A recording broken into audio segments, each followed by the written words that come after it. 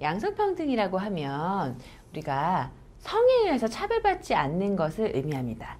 그래서 여성, 남성이라는 성별에 따른 고정관념에 구속되는 게 아니라 자신이 자유롭게 능력을 개발하고 선택할 수 있는 권리를 말합니다. 그래서 어떤 성이냐, 나의 성이 어떤 성이냐에 국한돼서 뭔가를 선택하고 또 거기에 맞춰진 정해진 삶을 사는 것이 아니라 성에 관계없이 평등하고 자유로운 권리를 누릴 수 있는 것을 양성평등이라고 합니다. 그래서 남녀가 이제 신체적이고 생물학적으로는 차이가 분명히 있는데 거기에 의해서 차별받지 않는 인간의 존엄성이라는 평등에 대한 본질적인 특성을 이야기합니다. 우리가 차별 그리고 차이 이런 얘기를 이제 우리 사회복지에서 많이 합니다. 그래서 차별이라고 하는 것은 내가 이제 대한민국 국민으로서 뭐 어디를 가든 어디를 다니던 자유가 있죠. 그런데 우리가 사람마다 차이가 있어요. 뭐 어른과 아이의 차이가 있고 장애인과 비장애인의 차이가 있죠.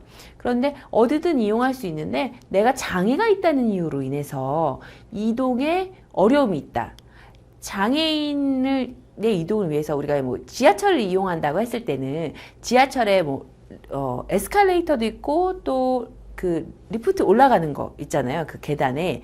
그런데 그러한 것들이 내가 장애가 있더라도 그 이동에 어려운 점이 없도록 하기 위해서 그런 복지적인 복지 용구들이 있는 것인데 그런 것 자체가 이제 차별하지 말자는 거죠. 장애가 있다 그래서 차별받아서 뭐 이동권이라던가 또 학습권이라던가 이런 것들이 침해받지 않도록 하는 거죠. 그러려면 어떻게 해야 되냐면 차이를 인정해야 되는 거죠.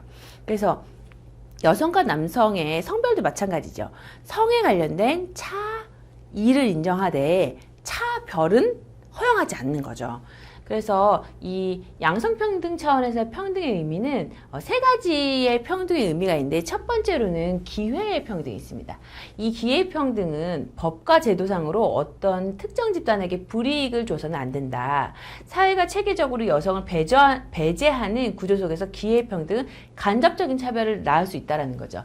그러니까 즉 기회의 평등은 여성이라고 해서 여성이라는 이유만으로 배움이라던가 그러니까 학습 또는 어떤 기회, 채용의 기회로 인해서 성별 차이로 인해서 그런 기회조차 박탈당하는 것은 옳지 않다. 이렇게 보시면 되고요.